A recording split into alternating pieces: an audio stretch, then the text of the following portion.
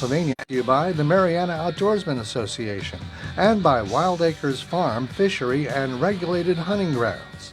Now, the Great Outdoors with Jason White. Hi, friends. I'm Jason White. Welcome to the Great Outdoors. Happy to have you today on this beautiful fall day here in Pennsylvania. Special thing. I want to start off by going through the sponsors. Special thanks to our sponsors, the Mariana Outdoorsman Association. You can join the MOA today at marianaoutdoors.com. If you join today, you get the rest of this year for free, and you get all of 2025. That's actually a really, in my opinion, an amazing deal.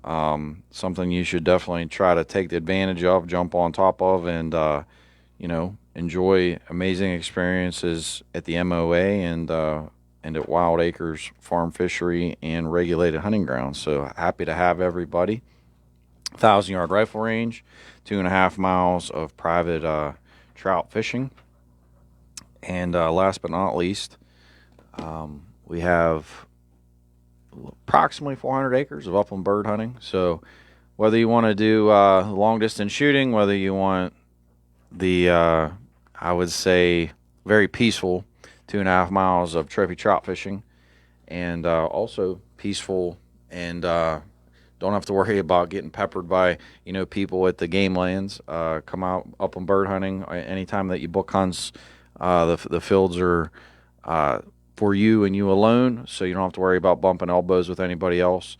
And also just special mention about we do have clay pigeon range. We do have for shotguns. We have 2 pistol ranges, and also 3D archery. So a lot of awesome stuff. marianaoutdoors.com. Again, marianaoutdoors.com.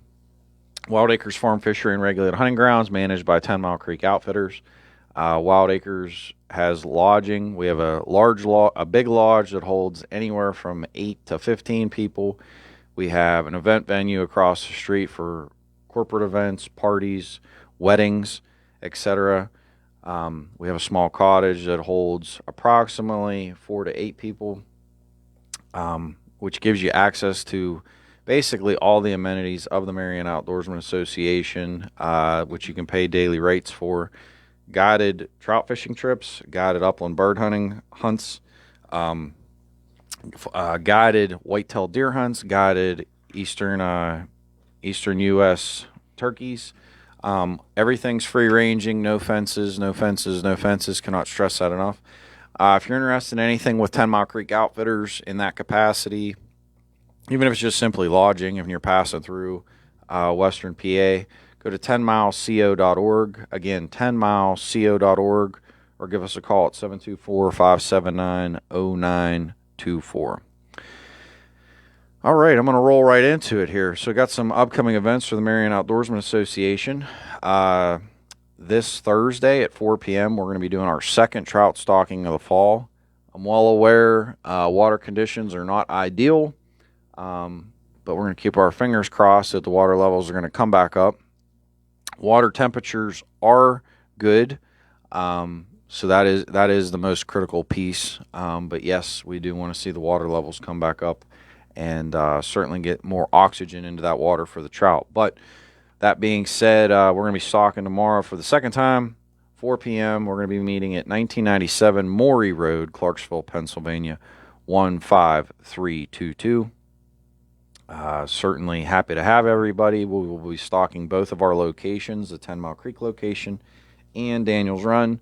Really excited about Daniels Run because, as I've said in past episodes, we've done a mountain of work on the stream and a lot of habitat improvement, and it's been really effective, and I'm really excited to see when the stream levels get back up to normal flow.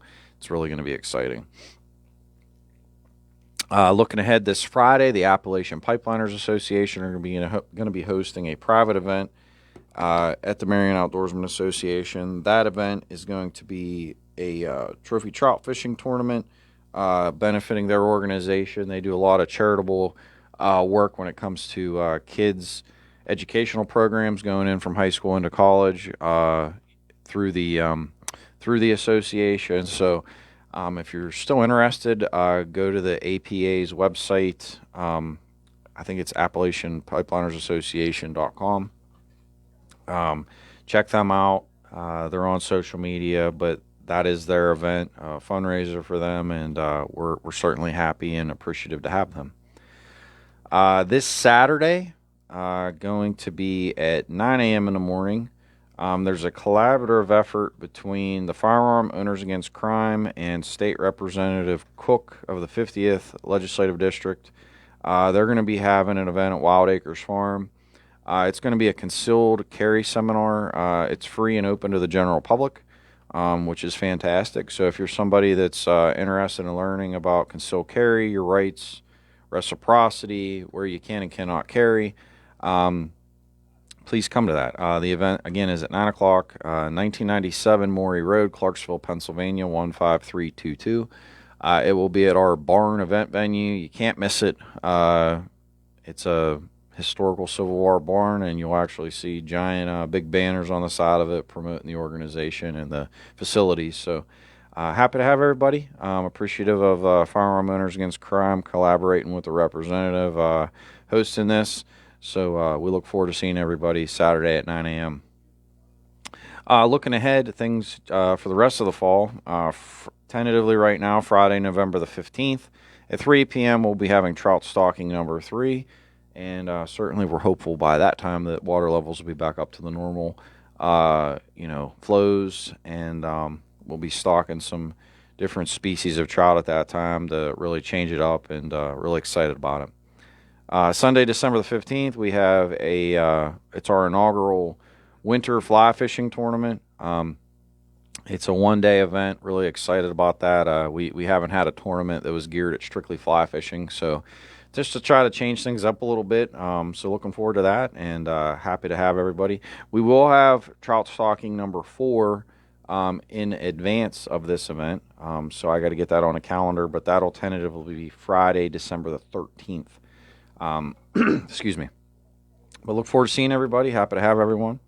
And looking ahead into 2025, May 2nd through the 4th of 2025 will be the second annual PA Trout Classic. It'll actually be a 2.5-day event, fishing on Daniels Run and 10 Mile Creek. Super excited about it, and looking forward to hopefully an amazing event that everybody's going to enjoy. That being said, we're going to dive into some discussions today about archery hunting. I wanted to share my experience this week. I had an amazing archery hunt. Was successful in harvesting in my opinion, a once-in-a-lifetime 11-point buck. And I know I've been, in past episodes I was talking about, preliminarily getting yourself ready. We've talked about things through the summer. We talked about things through, tree stand setup, shooting lane setup, all these different things. I had apparition sense on in a past episode. Now I can truly talk to you about the success story. So this past week, got out in the woods. I wanted to make sure I got out in the woods Monday morning. Set my alarm for 4:45 a.m. So I don't know what time you all wake up, but at this time of the hunting season, that's what time my alarm was set. I was out the door by 5:45. Got up, showered, got all my utilized my scent soap, utilized my my scent-free deodorant, utilized my scent-free towels. All my clothes were washed, including my underwear, scent-free, different soaps and shampoos. That being said, I got out the door, got all my things. I was in the tree stand, sat down, and was all, I would say, ready to go by 6:30 a.m.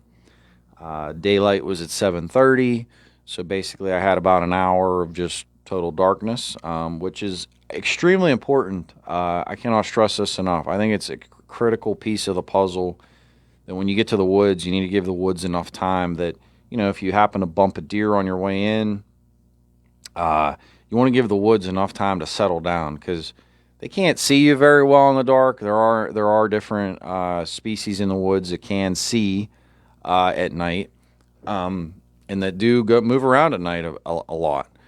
So it's very critical that, if you do happen to bump across something in the darkness, it just gives you enough time to get in your stand, to get settled down, to get that time to pass. That being said, I got to my tree stand, but before I actually settled down, I had my apparition sense with me this time. We're at a point right now where it's pre-rut. So what's pre-rut? Well, I talked on some of my prior episodes about scrapes, buck rubs, etc. Right now, that is happening big time, especially here in southwestern Pennsylvania. I had not hunted in a week, so at that particular time a week ago, there were minimal scrapes and minimal buck rubs. I can tell you, when I got to my tree stand, you're looking for, if you're going to do a mock scrape, so that was my intention. I was going to do a mock scrape. You're looking for trees that are about anywhere, you want limbs that are coming off of a tree at roughly 5 to 6 foot in height. This is super important because these are the limbs that a buck could reach up to, rub his antlers, rub his face, and then typically under that tree, that's where he's going to make his scrape on the ground, and typically he's going to go to the bathroom on it. Well, when I got there and I'm in the vicinity of my tree stand, I'm looking for some trees in the dark that are about 20 yards away that fit the bill. I was in a situation this time to where there was a lot of scrapes already established in the past week that were not there a week ago. Immediately, this is huge because this means that there's tremendous activity in that area, which I already knew there was activity. I'd already prepared. That's why the tree stand was there. I knew it from years past. So this was a great sign. I put down some of my apparition scents on the scrapes, the orbital gland. I put on the actual tree limb, and then the actual the rub rope. I put it up on the tree limb. I also put out some of the doe urine in the area. There's a couple of things I will say about this. So when you're in the pre-rut period right now, the bucks are high intensity. They're kind of roaming around, marking their territory. That's what's happening right now. They're basically preparing for mating season. This is them rubbing trees, making all their marks, etc. They're kind of laying down the lay of the land that, hey, this is my territory. So if you're somebody going out, let's say now, and you haven't hung a tree stand, let's say you're somebody that is simply, let's say you have a tree stand hung in an area and you're not having a lot of success. Well, what I'm telling you right now is if by chance on your way in or on your way out that you cross paths with these types of signs, these are areas that you must learn in the future that you would want to utilize for the purposes of a tree stand. These are high traffic areas. They're typically legacy areas. When I say legacy areas, deer are very, it's almost like a cycle every year. So their patterns, so on and so forth, they typically trend to go the same directions, the same pathways, so on and so forth. So that's a critical piece of the puzzle for you to know and understand. Once you kind of pattern the deer, year to year, they're very similar, extremely similar in how they move and operate. So that, that being said, it's very, very critical that you, if you can identify these areas where you have scrapes, where you have the buck rubs. If you don't have a tree stand this year, next year, make sure those are the spots you want to be at. So that being said, I already knew my spot that I was hunting at this time was a high traffic area from years past. I got it set up this year, like I said, in the summer, shooting lanes, etc. Last week when I was in this spot, there weren't scrapes.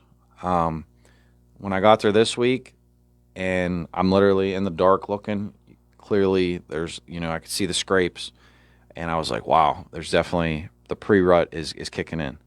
What does that mean? Again, the deer are marking their territory. They're establishing dominance. They're marking their. It's almost like a dog peeing on a bush or marking their territory is the best way for me to kind of simplify it and describe it. And what happens is these bucks will hover around their territory. They'll be rubbing trees, which basically identifies that they're there. That's a marker. Also, their scent gets on the tree. Then these other trees where the scrapes are taking place, there's a lot of scent that's being laid down. So those are all like kind of deterrents for smaller bucks. This is more of a mechanism to where, and don't get me wrong, bucks of all sizes will scrape and they will rub. These are acts of dominance, but clearly big bucks are going to push out smaller bucks, especially in the capacities of, their dominating range. Because when a big buck comes through, he will certainly either fight with or push out the smaller bucks when it comes to, what we're talking about. So that being said, put out my scents. Now the scents cover different opportunities, in my opinion. One, they can be a mechanism that can be almost like a lure or a draw, captivate a deer's attention. Also, they are tremendous for your cover scent. Cannot stress this enough. So clearly it is absolutely paramount and critical that you are scent free when you're archery hunting. Cannot stress this enough. I think that is a paramount piece of the puzzle. The second piece of the puzzle is these lures and these other scents. They can mask your scent, which is also a critical piece of the puzzle. So even if necessarily it doesn't draw a deer in, if at a very minimum you're utilizing these scents that are in Mother Nature naturally through what is happening right now with pre-rut, it puts a lot of these scents are very strong, extremely strong. Especially the urines and the different materials and the scrape materials and the mock scrape materials that I put down, very, very strong odors. A lot of the scents that come off the deer are extremely strong. That's how they're able to obviously smell each other through the distances as they do. With that being said, when I got into I did all what I needed to do. Basically, I did everything within a 20 to 30 yard range of the tree stand. That way, if anything's going to be drawn in, you want them to be within a shooting distance, number one. Number two, if I want my scent to be covered, I want it to be in the vicinity of where I'm at. I don't want it to be, 80 yards away or 100 yards away to where it would be almost ineffective towards not only harvesting a deer, but also, the odds of that covering my scent at those distances is basically slim to none. So that being said, what really was beneficial for me for this hunt was the way the wind was blowing was actually the deer were coming, I'm just going to say from my 2 o'clock. So where I was looking, basically the deer were coming from my 2 o'clock towards me, my 2 o'clock and my 12 o'clock. And the wind was blowing from the deer to me. So basically the scents were not blowing in their direction. They were blowing towards me. So if there were any deer that would circle back around me or walk past me, basically that would be an opportunity for them to catch wind, or also, for me to not get busted by my scent or anything else, behind me. So I knew that because of the wind directions, etc., the lures weren't necessarily going to be a draw in the capacity that one might think at other points in time. So, which was fine. I was totally good with that. I was totally, fine with those scenarios, and I was very, very happy with it. That being said, started out the morning. You're sitting there. The woods can be as quiet as can be. You'll be sitting there. You hear the leaves crunching in the woods. Like, oh, what is that? Listen. If you hear things walking around in the middle of the night, trust me, the woods is alive. From raccoons to deer to other fox, bobcat. A lot of the predators. They're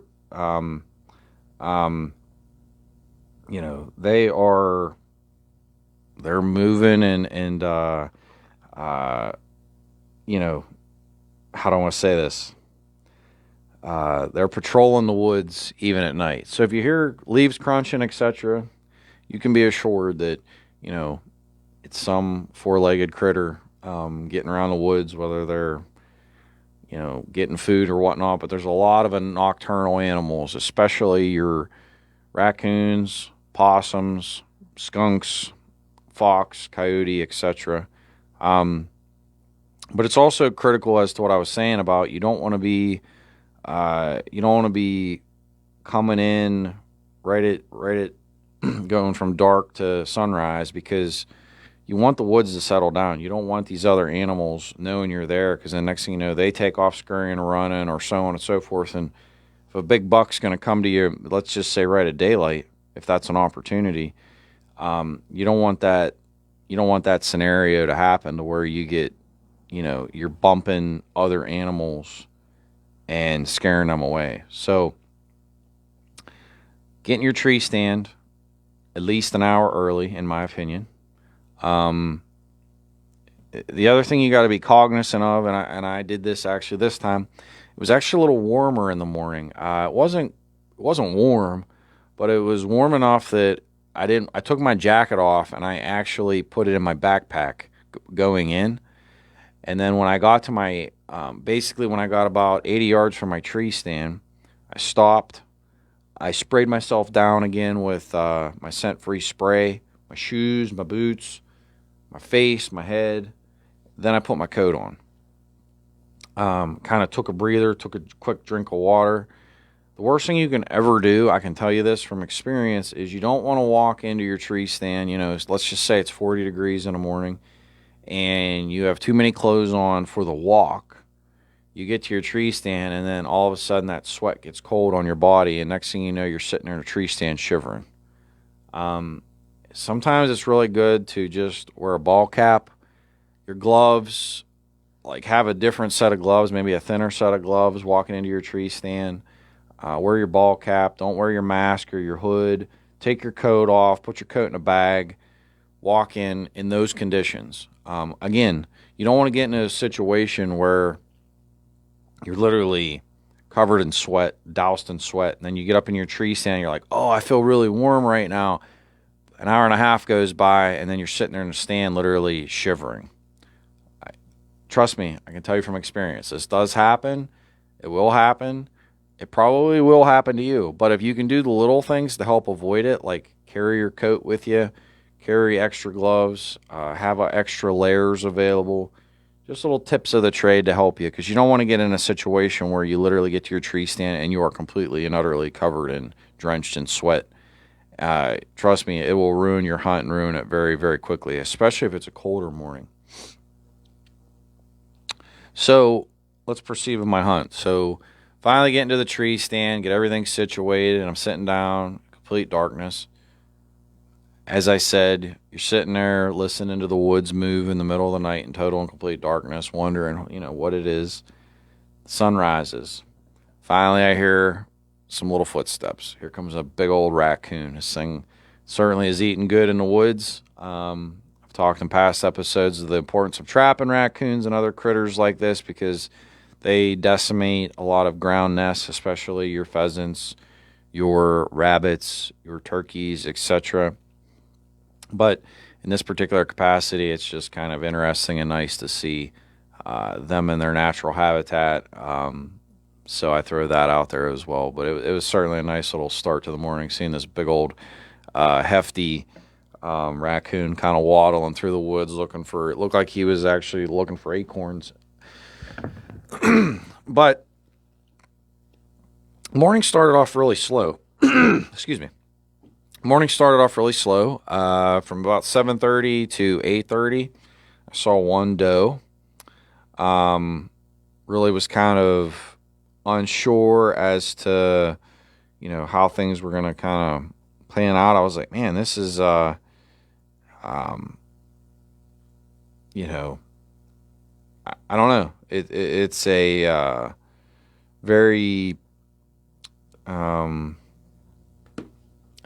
don't want to say a disappointing mentality to have, but when you're not seeing a lot of deer, you're kind of like, well, maybe this just isn't going to be my day. And listen, there's going to be days that this happens to you, and you can't be deterred. I've had days where I was in the woods and I didn't see a single deer. Um, I've been in the woods where I didn't even see a squirrel. There's days you go into the woods and it's like, wow, it's like completely and utterly dead.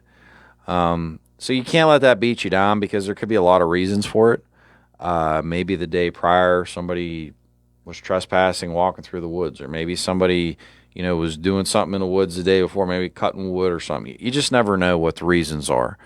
But that being said, don't let a slow morning or a slow day deter you, not only from that hunt, but also for future hunts. And I'm going to get to why you don't let it deter you during your day. So that morning, I saw one little, it looked like a button buck for about an hour, the first hour of daylight.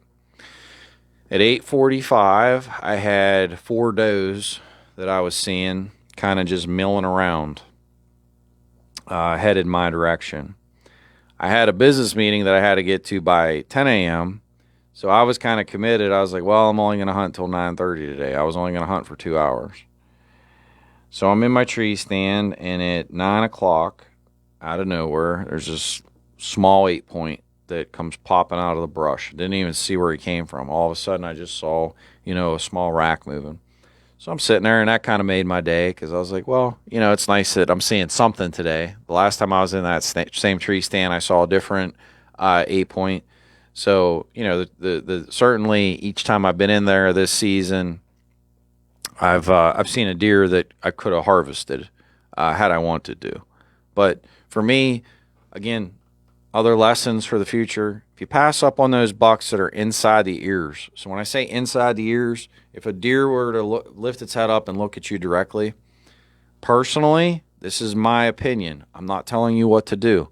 But if you're in a place where you're committed from a management perspective, where you're managing the habitat, where you have annual access to a property, if you can let the deer go that the rack is inside the width of the ears, which is roughly 16 inches, I can tell you with utmost confidence that if you can let those deer go, you're then going to have better opportunities year in and year out to shoot bucks that are 3 to 5 years of age. If you shoot those bucks that are 2 years old, and those are the bucks I'm referring to that are inside the ears, if you shoot those, the 2 bucks that I saw, beautiful 8 points, absolutely beautiful 8 points. If they get through next year at 3.5 years old, they are going to be stellar bucks. They're definitely going to be shooters. They'll be at the ears or wider, and they're going to be beautiful deer. That is a critical and paramount piece of management. All the stuff I talk about in the past, from habitat to tree stand location to identifying shooting lanes to figuring out scrapes, rub lines, so on and so forth. All this stuff it all is like a snowball going down a hill. It all builds upon itself. But the thing about it is your goal at the end of the day is to shoot, if you're trying to shoot a good quality buck, if you shoot all the little bucks, I can assure you, you're not going to have the opportunity for the big bucks. Now, that being said, it is very, very critical. I have a 2-to-1 ratio that I tell people. For every buck we shoot, we try to shoot a minimum 2 does because of buck-to-doe ratio. So, need not forget, you need to make sure, if you're going to be going hunting a buck, you need to make it your due diligence, that is from a conservation perspective, that you try to adequately manage your doe herds as well. That's something I strongly recommend. I hope you do. I hope you consider it. I hope you hear what I'm saying. You have to do your conservation work of properly and adequately keeping your doe herds in check, because if you allow the does to overrun, trust me, they will destroy food sources. And if the food sources are completely eaten down, guess what? The bucks aren't going to get to the size you need them to anyways. So you gotta think about all these different factors. It's all symbiotic of one another. So saw 2 nice bucks from that stand. I'm sitting there, and here comes this buck, kind of swings back around to my left, as I told you earlier. and that the wind was kind of headed that direction. That buck then caught wind of some of those scents, and he was basically headed right for the scrapes. I'm sitting there, and I was like, man, I'm just going to take some pictures and maybe get a little video of this guy. Really had me happy that I was going to, seeing another nice buck in the morning. And it was just an exciting experience. I'm there, and this buck gets just to where the scrapes are at, and right to the scrapes. And out of nowhere, behind him, about 20 yards, down in a ditch in a ravine where it's like a natural spring. I'm hunting at the peak, so I'm hunting at a funnel point where I'm at. And literally, I just see this giant rack, almost like on TV, just bebopping up and down, coming. Stealth, silent as could be. And I see this rack, and I'm like, oh my, this is him.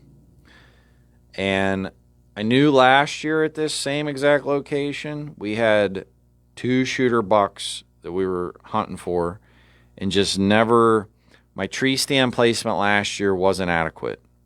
I was not where I'm at today. Last year, I knew that they were close to where I needed, like I was close, but I wasn't where I needed to be. And during hunting season, I don't recommend moving tree stands during the season if you can avoid it. But in my situation, I knew last year through the trials and tribulations of not being successful at this particular location that I needed to make the move this summer. I learned from that experience. I made the move this past summer. I was right where I needed to be.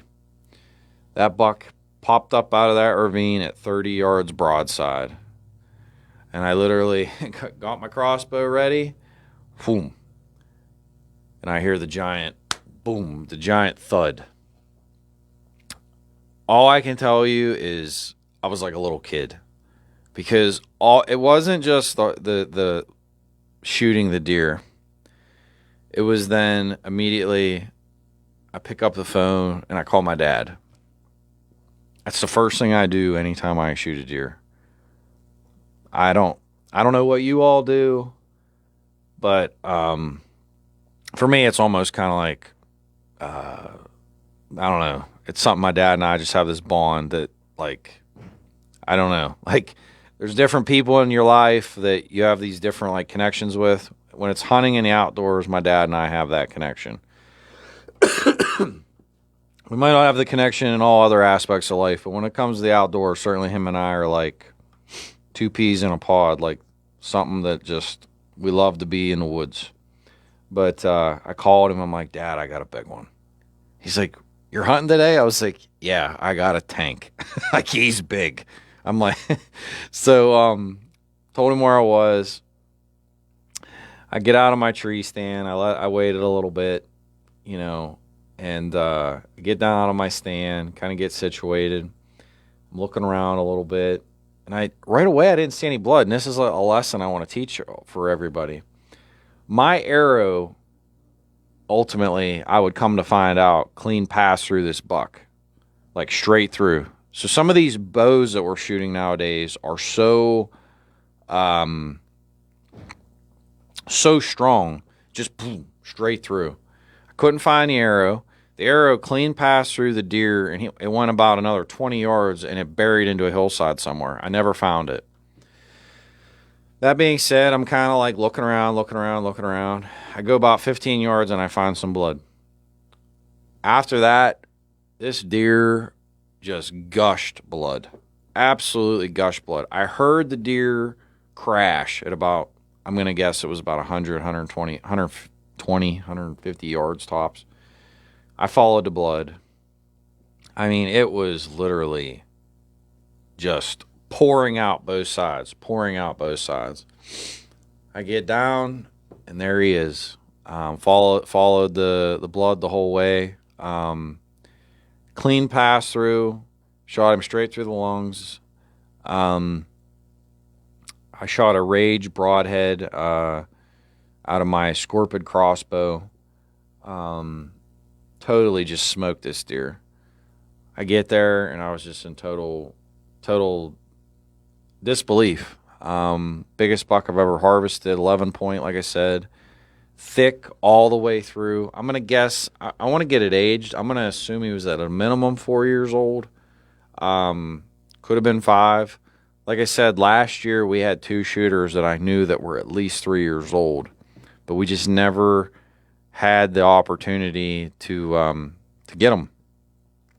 This year, I moved the stands to where I knew we should have a really tremendous opportunity, and sure enough, the opportunity presented itself, and couldn't have asked for, a better scenario. I was really happy about it, really pleased about it, and then the next thing you know, my dad shows up.